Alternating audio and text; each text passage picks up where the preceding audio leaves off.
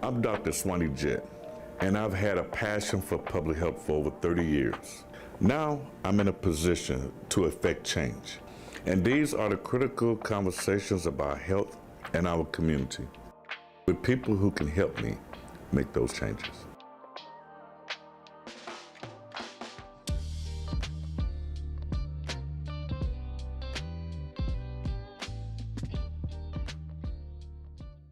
Good morning and welcome to the show. I'm your host, Dr. Jett, the CEO of Live Talks. And today I have with me a good friend, Mr. Darryl Turpin. Welcome to the set, sir. Thank you, good brother. Glad to be here with you to join you today.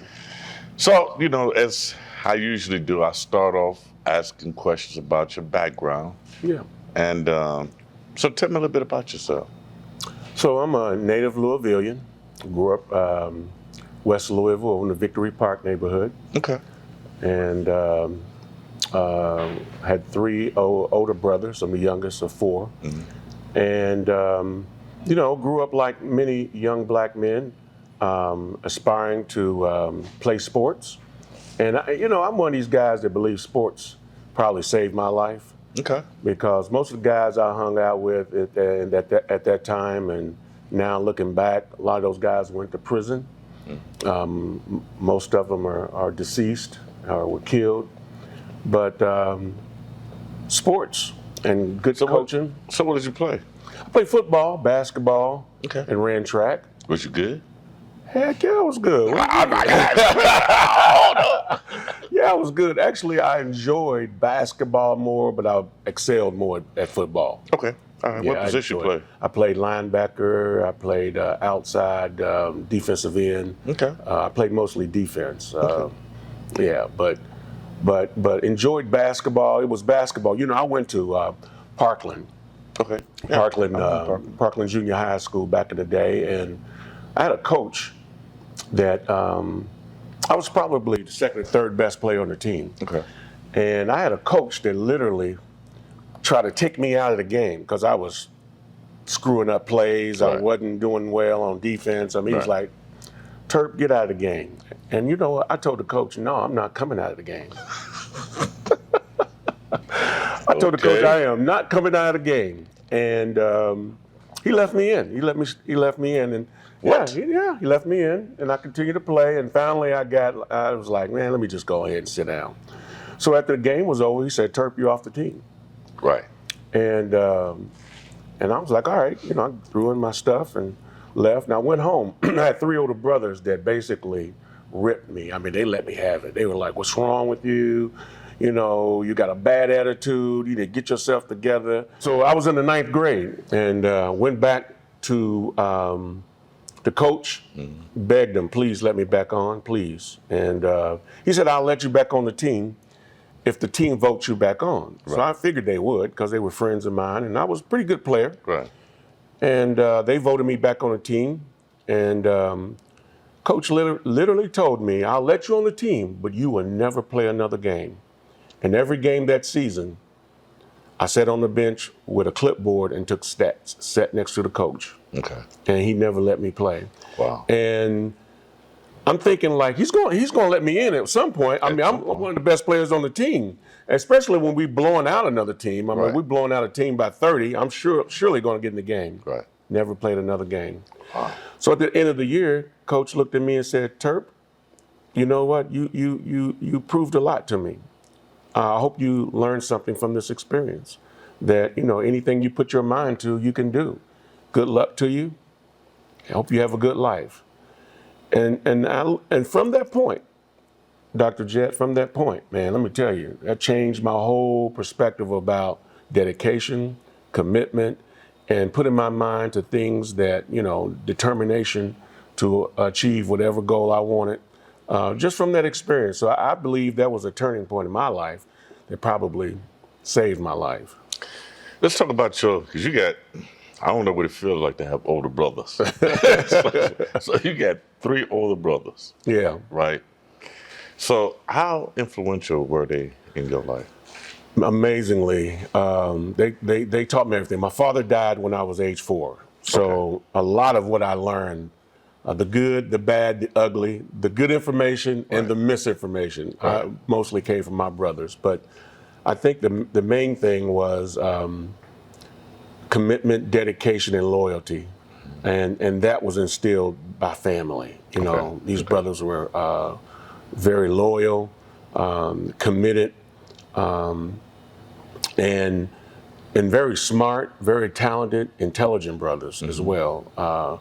You know, they were very handsome brothers, so they had a way with, you know, with the women. You know, that was part of that time. So they were very handsome. They were debonair, but also they were loyal and committed to family. Whenever I needed my brothers, they were there. What did they say about, since your father died when you was 4? What did your brothers and your mother tell you about your father? Well, I learned that he was a family man as well. I have some memories of him. Because at 4 years old, you start to get some cognitive memory. I had some memories of him, but taught me that family was one of the most important aspects. He was a hard worker. He was military. He was served in the U.S. Army as well as the Navy. He served in the Korean War. He left the military and became a postal worker. I heard he was an awesome baseball player. He loved the game of baseball, and so those values he instilled in our family. And they said that he was also a very handsome, debonair brother. Well, of course, he had some brothers, of course. Why not? Look at you. They say I look just like him. No, but he was very committed to his family, dedicated as well. So, and tell us a little bit about your mother. Well, my mother passed away last year, man. My mom was, so when my father passed, my mom basically had a high school diploma from Central High School and no work experience, hardly any, and basically raised us by herself. She went back to school, got a bachelor's degree at the University of Louisville. Then she got a master's, and she became a school teacher. She was a lifetime member of Alpha Kappa Alpha, and retired from Jefferson County Public Schools. And you know, she was just an awesome woman. I tell you, she stressed education. She stressed the fact that we should always stay together, and but most importantly, she said, always trust and believe in God. And that was her mantra. And so my determination on the scholarship and achieving academically was all based on, you know, what she had taught me. And not just teaching me verbally, but modeled it as well. Right. So you had some excellent role models. I really did, man. Fortunately, I did, because I tell you, it could have gone really wrong for me. and I do remember, and it probably wasn't as bad during your time, but I do remember after your time period, Victor Park did get a little rough. Oh, it was rough then. It just didn't get as much media attention, but it was rough. Growing up in the park was rough, but fortunately for me, I had older brothers. Right. So. 1, 2, 3, come on!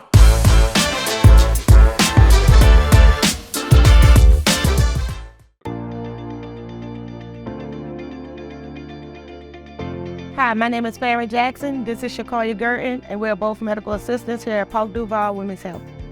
We specialize in pregnant women, mammograms, ultrasound, and any vaginal complaint. So we offer free pregnancy tests. We offer glucose testing for our patients who are 27 weeks pregnant. We offer mammograms if they need one, if they find any lumps in their breast, and we also offer ultrasound if there's any abdominal pain or a pregnant patient. It's important for our women to keep up with their bodies, because if they was to have a lump in their breast and they don't perform monthly, everyday breast check, it could be a lump there that may need a mammogram, and we could catch it just in case it's cancerous. You can contact us at pdchc.org, or you can call 502-774-4401, extension 1142.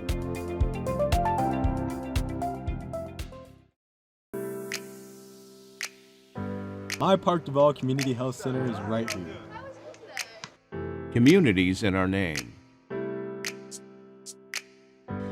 Park Duval Community Health Center is right here. You're always on time.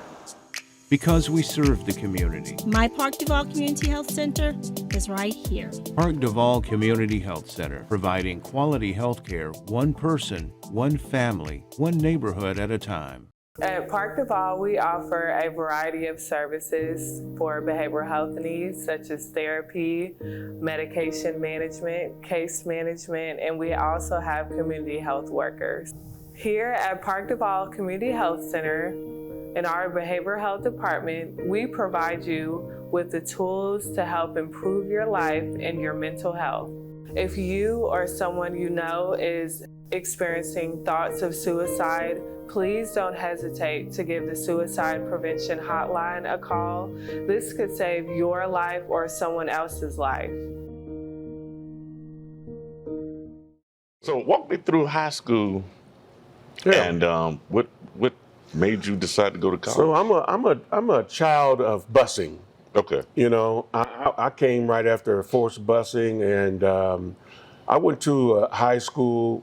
Of course, it was majority white, and most of my friends actually were white. So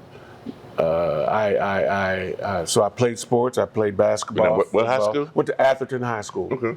And they sucked in football then, didn't they sucked in football, but let me tell you, I had great coaches back then. Okay. That just couldn't get the players. Right. We had horrible. We had some good players here and there, but you know, as a team, we because sucked. it's collectively. We sucked. Yeah. We sucked. Yeah. But nevertheless, it was a great experience for me. Learning playing sports, I lettered in all three sports: football, basketball, and football. Like I said, I excelled Football, at basketball, and track. And track. Because I know you ran track. Right, I ran track as well. Yeah, I ran the high hurdles and I threw the discus. Okay. And those are my two sports and track. And so I spent a lot of time at school. Okay. After school, I was also, what I haven't shared is, I was also a musician. When I was little, my mom used to take me to California Community Center. Mm-hmm. And they used to teach violin. It was called the Suzuki method. Okay. They wouldn't teach you to read music at that time. They just taught you to listen by ear. Listen by ear, play by sound. Mm-hmm. Yep, and I learned that. I learned that method. It's called the Suzuki method. And I learned that as a kid. And then when I got to middle school, junior high school, I played in the orchestra. And so musician, I was also a musician at the time. I learned to read music. I learned to play the viola, playing in the orchestra. And so music always was a big interest. And even though I was a musician, I went into the chorus. So I was either singing at school or playing sports at school, or in a play, theater, those kinds of things. So I was at school all the time. Wow. You know, all the time. So most of my after school, I think we have to remember that those are protective factors. Right.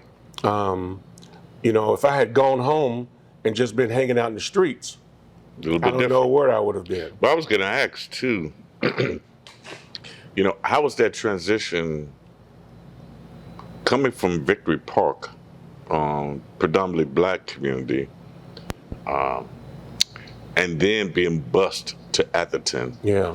And it pretty much white community. Yeah. It was different. At that age, I was just coming into my identity of who I was as a black person,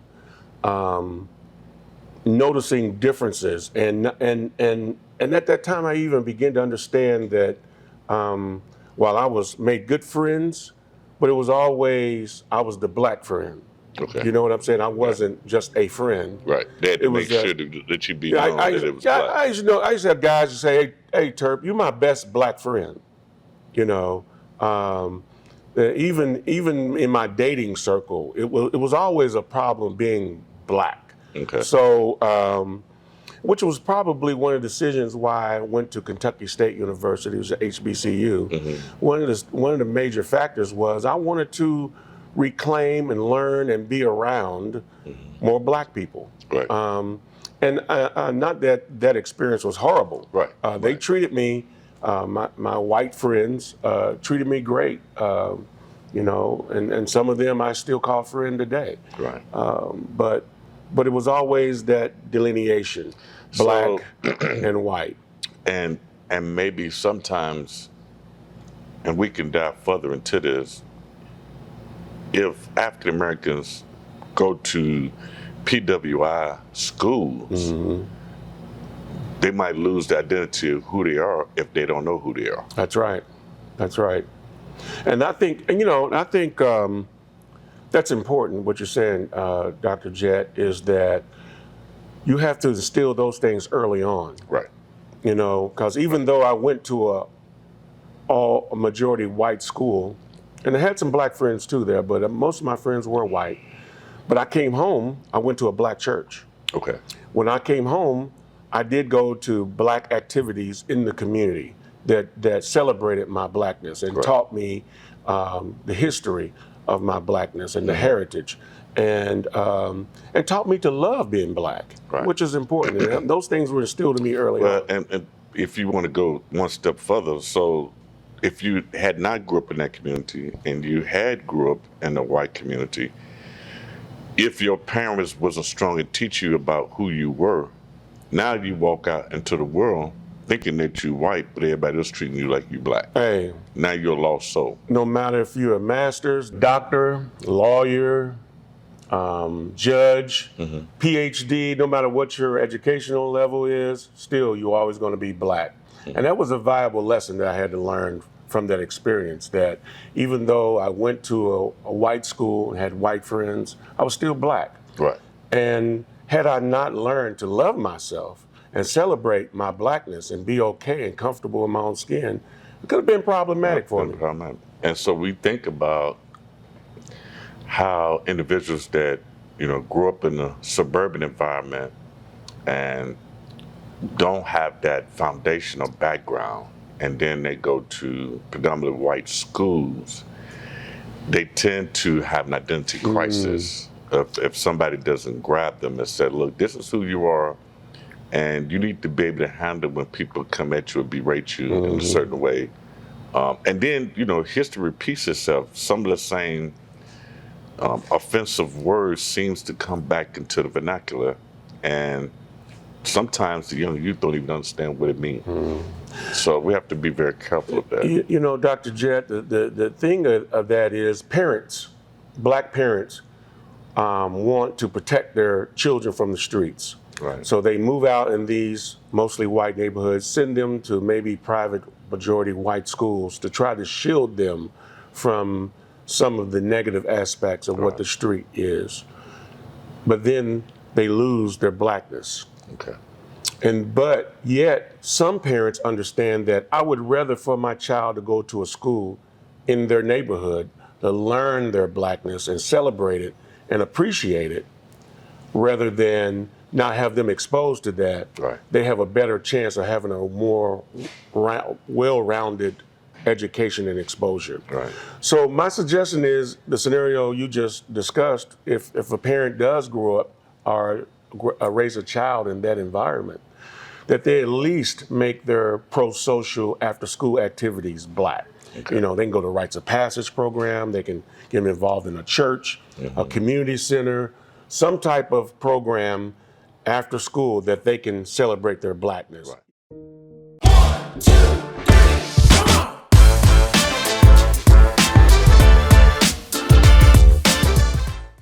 This episode of CEO Live Talks is brought to you by Park National Bank. Pay with confidence. Your Park debit card is the fast, safe, smart way to pay this holiday season. Get more details online at parknationalbank.com. If you or someone you love is considering therapy, contact the professionals at Park Duval Community Health Centers today.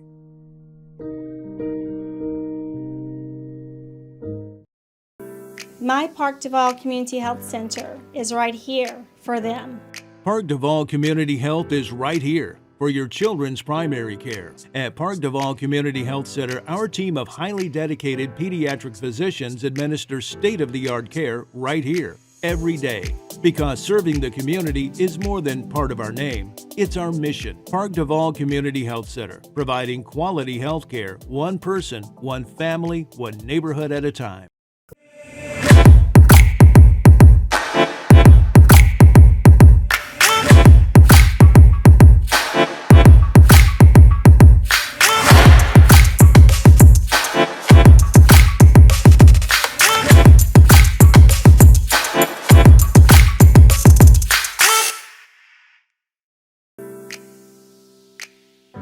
My Park Duval Community Health Center is right here. Communities in our name. My Park Duval Community Health Center is right here. You're always on time. Because we serve the community. My Park Duval Community Health Center is right here. Park Duval Community Health Center, providing quality health care, one person, one family, one neighborhood at a time. So let's fast forward some years because I left the Office of Men's Health, which I developed. Yeah. Louisville Metro. Yes, you did. Yes, you did. Public health. You left some big shoes for me to fill, by the way. I don't know about that. Now hand it over to you. Yes. What brought your interest there? Well, because you was doing something else. I was doing something else. So I had prior to that, I had worked at a public health firm in Washington, D.C. Mm-hmm.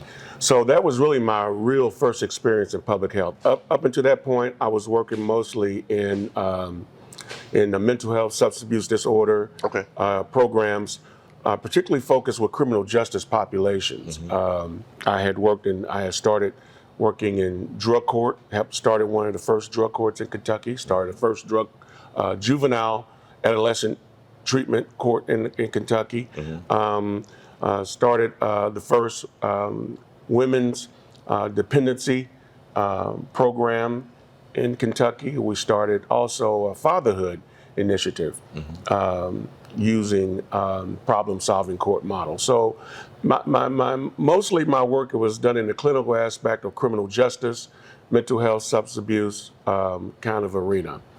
I worked for myself as a consultant for a while, and one of my contracts was in Washington, D.C., and they asked if I would come and take a full-time position there. So I moved to D.C., probably, again, serendipitously became one of the best decisions career-wise I could make because it exposed me to public health. Right. And right away, I began to understand how public health was eons, in my opinion, eons ahead of the clinical field when it comes to understanding how environmental, socioeconomic conditions can impact a person's life more so than the personal choices that they make. Correct. And I learned that, and I was like, wow, our field really needs that. So that began that experience. You had the pleasure, and I had the pleasure of working for just a powerhouse of a man, Dr. Adewale Troutman. I was in the Dominican Republic, and this is a true story. I was in the Dominican Republic. I was walking on the beach, and Dr. David Satcher, who I'm sure you know as well. I know. Dr. David Satcher was on he had spoken at this conference, and it was called the Treating People of Color Conference in the Dominican Republic. And he had given this amazing speech about men's health.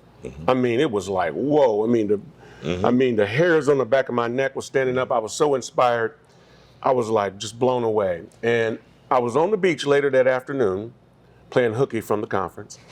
And Dr. Satcher and his family were walking down the beach. Okay. And I didn't want to, you see people that you admire, you really don't want to bother them, but I was so inspired, I had to say something to the brother. Right. And I went to him and I said, hey, brother, I just want to tell you I was just really inspired by your speech. And he was so cool, real down there. Hey, what's going on? He was like, cool. He was like, well, where are you from? I said, well, I'm from Louisville, but I live in D.C. right now. And he said, Louisville, you got to know my boy, Dr. Troutman. Adewale Troutman, you know him? I said, no. He said, oh, you got to meet him. You need to go talk to him about he's all into men's health and da-da-da. He's done a lot of work, and he and I have done some studies together and da-da-da. And I was like, oh, okay. And basically, I said, well, take a picture with me. Right. So we're standing on the beach shirtless, taking this picture.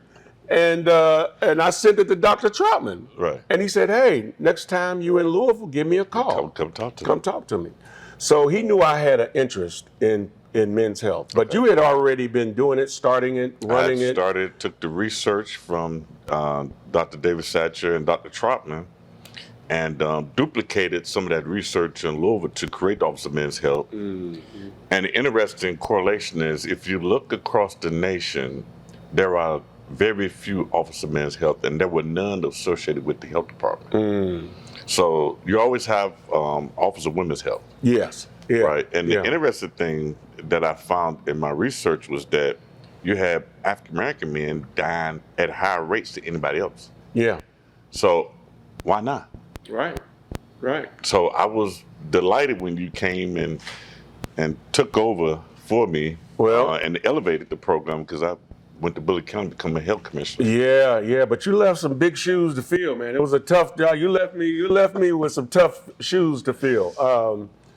But the thing about it is, because of Dr. Troutman's leadership, he kind of let me, okay, Dr. Jett had, a vision. I'm gonna allow you to take his vision to whatever level you see fit. Right. And I'm glad he gave me that latitude. Right. But I still followed the template, but I just had other ideas because at that time I was working for the Center for Health Equity. Right. And the Center for Health Equity really helped me so instead of just focusing more on men's individual decisions and going to the doctor, taking their medication, being more responsible for their personal physical health. Right. He allowed me to say, okay, there are other factors, there are other social determinants that go beyond a person's individual choice that men have to look at also, like economics, housing, transportation, employment, access to healthy food, living in a food desert. All these issues, and even racism, was an additional burden to those social determinants to make black men particularly, more unhealthy.